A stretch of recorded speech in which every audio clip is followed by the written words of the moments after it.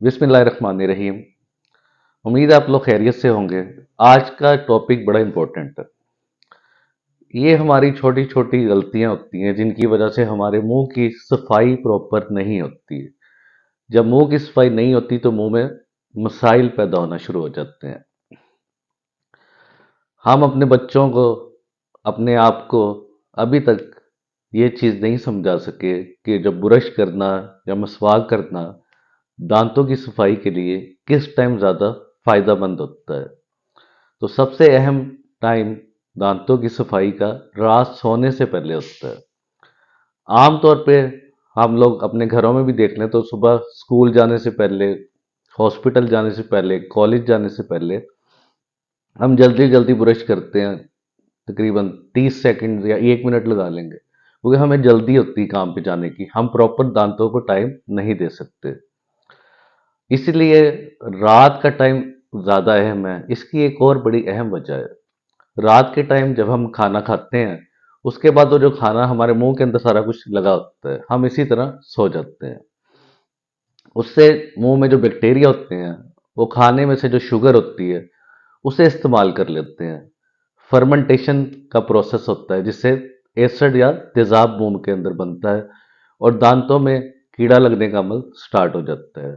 और सारी रात 6 घंटे, 8 घंटे, 10 घंटे वो सारा प्रोसेस चलता रहता है। अब कीड़ा लगने का अमल वैसे भी दुनिया में दूसरे नंबर पे है।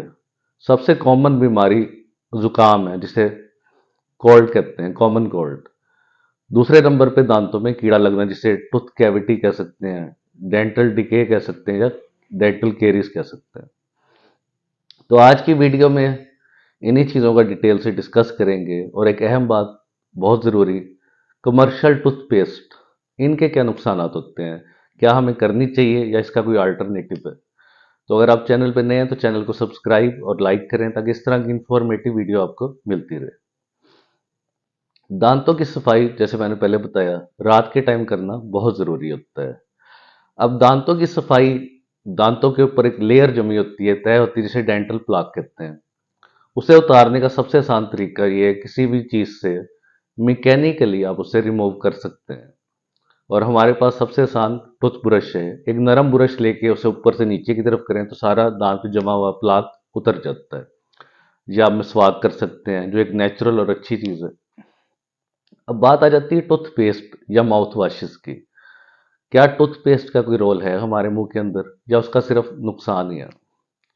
टूथपेस्ट के अंदर कई चीज़ें ऐसी होती हैं, जैसे सोडियम लॉरेल सल्फेट है, वो शैम्पू के अंदर भी होता है। अगर शैम्पू की बैक साइड पे आप उसके इंग्रेडिएंट्स को पढ़ें, उसके अंदर भी होता है। लॉन्ड्री के अंदर जो सोप्स वगैरह होते हैं, क्योंकि बेसिकली ये डिटर्जेंट है, क्लीनिंग के लिए काम आता है।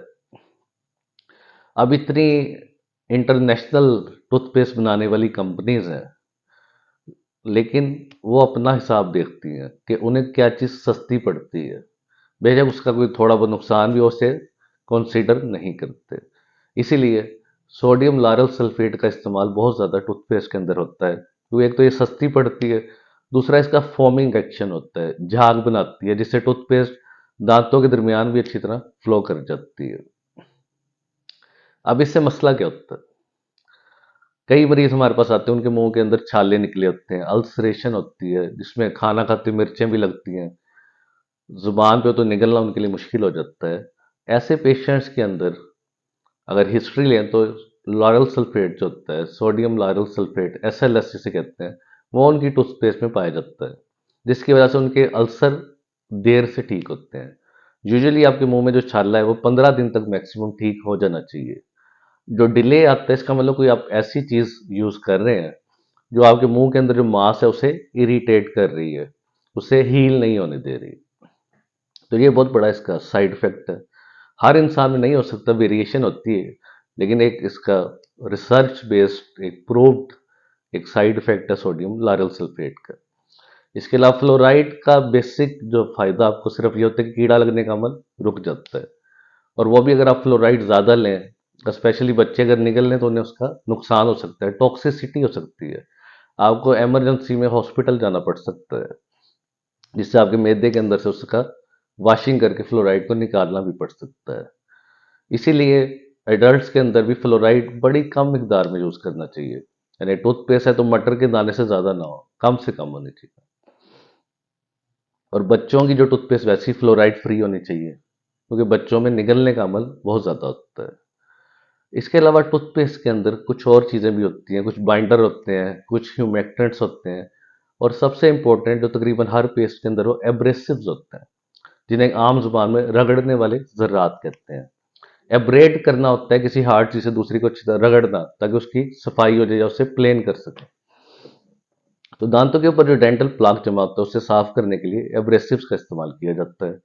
अब कुछ टूथपेस्ट में वो इतने ज़्यादा एब्रेसिव्स डाल देते हैं कि दांतों को रगड़ लगती है और दांतों की जो बाहर वाली प्रोटेक्शन है वो थोड़ी बहुत रिमूव हो जाती है। उनका क्लेम ये है कि हम दांत को वाइट कर रहे हैं, जबकि वो दांतों को उल्टा नुकसान पहुंचा रहे होते हैं। ज़्यादातर एब्रेसिव जैसे सिलिका है, कैल्शियम कार्बोनेट है, ये टूथपेस्ट उनमें होता है जो क्लेम करते हैं कि हम दांतों को ज़्यादा वाइट, यानी कि वाइटनिंग टूथपेस्ट के अंदर ज़्यादा पाया जाता है। तो आपने ये लाजमी देखना है कि एब्रेसिव्स की तादाद ज़्यादा तो नहीं है टूथपेस्ट के अंदर, उसकी कंपोजिशन लाजमी देखा करें। इसके अलावा कुछ फ्लेवरिंग एजेंट होते हैं ताकि उसका टेस्ट अच्छा आ जाए, और कुछ इसमें एंटीबैक्टीरियल चीज़ें भी ऐड होती हैं, जैसे ट्राइक्लोसान है। अब ट्राइक्लोसान पे जब रिसर्च हुई तो देखा गया कि इससे कैंसर का चांस बढ़ जाता है, इसलिए ट्राइक्लोसान भी आजकल की टूथपेस्ट के अंदर नहीं आ रहा। तो ये मोटी मोटी चीज़ें थी जो टूथपेस्ट के अंदर नुकसानदेह होती हैं, और ख़ासतौर पर जब आप उसे ज़्यादा तादाद में यूज़ करते हैं, पूरे ब्रश को भर लेते हैं पेस्ट से, फिर उसे निगल भी लेते हैं, तो और ज़्यादा इसका पूरे जिस्म पे, आपके मैदे पे, पेट पे, सारे जिस्म में उसका नुकसान होता है। अब दूसरे नंबर पे माउथ वॉश आ जाता है। ये भी बेसिकली प्योरली केमिकल्स होते हैं। माउथ वॉश के ज़्यादा इस्तेमाल से आपके मुंह के अंदर जो गुड बैक्टीरिया जो आपके मुंह की प्रोटेक्शन कर रहे होते हैं, उनका लेवल डाउन हो जाता है, और मुंह के अंदर जो फंगस वगैरह का लेवल अप हो जाता है, जिससे मुंह के अंदर इन्फेक्शन हो सकती है। ज़्यादा माउथ वॉश से ब्राउन कलर के निशान पड़ने लग जाते हैं, हमारा टेस्ट मुंह का चेंज हो जाता है, मुंह के अंदर जलन शुरू हो जाती है। कई मरीज आते हैं उनके मुंह के अंदर जलन की कंप्लेंट होती है, तो उनकी हिस्ट्री में माउथ वॉश का फ्रीक्वेंट यूज है, यानी वो डेली बेसिस पे माउथ वॉश कर रहे होते हैं, जिसका उन्हें नुकसान है, और डाइल्यूट किए बगैर करते हैं। तो ये सारी आर्टिफिशियल चीज़ें ही हैं, toothpaste, mouth wash. Sugar industry ने हमारे लिए काफ़ी आर्टिफिशियल चीज़ें बनाई जो हमारे लिए नुकसानदेह हैं। उन्होंने सिर्फ अपने बिजनेस को देखा, उन्होंने इंसान की सेहत को नहीं देखा कि इन चीज़ों के साइड इफेक्ट्स कितने हैं। इसीलिए हमेशा नेचर से करीब रह के काम करना चाहिए। ऐसी चीज़ जो नेचर ने आपको बनाई दी उसका नुकसान नहीं होता। टूथपेस्ट कम से कम यूज़ करना चाहिए, और उसके इंग्रेडिएंट्स को लाजमी देखना चाहिए। खाली ब्रश से भी आपके दांत अच्छी तरह साफ हो सकते हैं। टूथब्रश का एक और बड़ा मसला होता है, टूथब्रश करके आप जब साइड पे रख देते हैं तो उसके अंदर पानी या मॉइस्चर रह जाता है। मॉइस्ट एरिया में बैक्टीरिया ग्रो करते हैं, तो दोबारा आप यूज़ करेंगे तो बैक्टीरिया आपके मुंह में बैड बैक्टीरिया जाएंगे। इसलिए कहते हैं कि सनलाइट में रखना चाहिए, या उसके ऊपर जो कैप या कवर है उसके बगैर रखना चाहिए, क्योंकि कवर आ जाएगा तो पानी अंदर ही रहेगा, जिससे आपका ब्रश मॉइस्ट रहेगा। फिर ब्रश हर दफ़ा फ्रेश नहीं होता। इसकी निस्बत अगर आप मिसवाक करें तो ज़्यादा अच्छी चीज़ है। आजकल के मॉडर्न दौर में लोगों ने इसको थोड़ा कम कर दिया इसका इस्तेमाल। नीम की मिसवाक, कीकर की, पीलू की मिसवाक बड़ी अच्छी चीज़ है। रोज़ आप उसे चबा के नया ब्रश बनाते हैं, एक तरह से फ्रेश फॉर्म में होती है, जिससे आप दांत साफ करते हैं और दांत आपके मसूड़े और दांत बड़े ज़बरदस्त और मजबूत हो जाते हैं। रात के टाइम बेशक सिर्फ कर लें तो आपको सारे मसले क्लियर हो जाएंगे। अब बात कर लेते हैं बच्चों की। बच्चों में दो बातें आपने हमेशा याद रखनी है। नंबर वन, बच्चों को गौर करना है कि वो नाक से सांस प्रॉपर ले रहे हैं कि नहीं ले रहे। अगर वो मुंह से सांस ले रहे हैं तो नाक से सांस लेने की आदत डलवाएं। अगर नाक में कोई मसला है तो डॉक्टर से चेक करवाएं, क्योंकि मुंह से सांस लेने से आपके जो ऊपर वाला जबड़ा उसकी ग्रोथ सही नहीं होती, वो तंग हो जाता है, नैरो हो जाता है। इसके अलावा आपके रिफ्लेक्सेस सारे खराब हो जाते हैं, सेंसेशन नोज की खराब हो जाती है, मुंह से सांस लेने से मसूड़े खराब हो जाते हैं, मुंह ड्राई रहता है आपका, खुश्क रहता है, मल्टीपल प्रॉब्लम्स आपको पेश आ जाते हैं। तो बच्चों में आपने, छोटे बच्चों में इस चीज़ पे लाजमी ध्यान रखना है कि वो सांस प्रॉपर नाक से ले रहे हैं, रात मुंह खोल के तो नहीं सो रहे, सुबह उठ के उनका मुंह खुश्क तो नहीं होता। उनके मसूड़े खराब तो नहीं हो रहे। ये सारी अलामत माउथ ब्रीदिंग की है, जिससे ये जो फेस होता है वो लंबा होना शुरू हो जाता है, लॉन्ग फेस सिंड्रोम भी कहते हैं उसको। दूसरी चीज, बच्चों को चबाने की आदत डालना है खाना खाते हुए। अब आजकल जो माँ का दूध बच्चे कम पीते हैं, उसकी बरक्स आर्टिफिशियल जो मिल रहे होते हैं फॉर्मूला मिल्क्स, उनमें मीठा भी ज़्यादा होता है, दांत भी ज़्यादा खराब होते हैं। इसके बाद चबाने की आदत उन्हें शुरू से डाल लें, 6 महीने 8 महीने, थोड़ा थोड़ा उसे छोटी छोटी चीज़ जैसे सेब काट के दे दिया, कोई भी चबाने वाली चीज़, जैसा कि उनका चबाने का रिफ्लेक्स मैस्टिकेशन अच्छी हो। जब वो अच्छी तरह चबाने का शुरू से ही सीख लेंगे तो उनका एक तो रिफ्लेक्स स्ट्रांग हो जाएगा, दूसरा उनके जो जबड़ा जा की ग्रोथ बड़ी अच्छी हो जाएगी, जिससे उनके दांत टेढ़े मेढ़े नहीं आएंगे, प्रॉपर उन्हें जगह मिल जाएगी। आजकल जितने हमारे पास मरीज आते हैं उनकी सबसे बड़ी कंप्लेंट ये होती है कि उनके एक तो दूध के दांत नहीं गिरते, दूसरा उनके दांत आगे पीछे होते हैं। उसकी वजह ये कि उन्हें इतनी प्रॉपर स्पेस नहीं मिलती। इसलिए शुरू से बच्चे को सख्त चीज़ें खाने की आदत डालें, ताकि उसके जबड़े की ग्रोथ प्रॉपर और उसके दांत अलाइन हो, टेढ़े मेढ़े ना हो, आगे पीछे ना हो।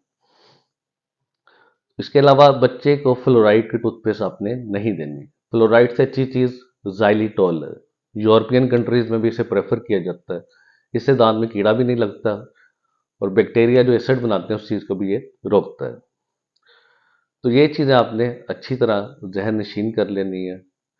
टूथपेस्ट की कंपोजिशन लाजमी देखनी है और माउथ वॉश का इस्तेमाल कम से कम करना है।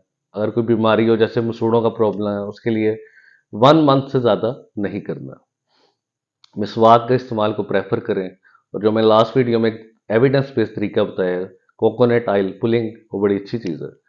कोकोनट ऑयल 1 टेबल स्पून लेके उससे पूरे मुंह में रख के उसे पूरे मुंह में घुमाना है 15 से 20 मिनट तक। शुरू में 5 मिनट, फिर आहिस्ता आहिस्ता बढ़ा के उसे 15 से 20 मिनट तक आप ले जाए, ताकि आपका पूरा मुंह ज़बरदस्त हो जाएगा उससे। ये बड़ा पुराना और आजमुद्दा तरीका है, जिससे आपके मुंह से स्मेल भी नहीं आएगी, मसूड़े ही मजबूत हो गए और दांतों में कीड़ा नहीं लगेगा। उम्मीद है आज की इन्फॉर्मेटिव वीडियो आपको पसंद आई होगी। इसी तरह चैनल को ज़्यादा से ज़्यादा शेयर करें और इससे रिलेटेड कोई भी क्वेश्चन हो तो नीचे आप कमेंट बॉक्स में पूछ सकते हैं। Thank you.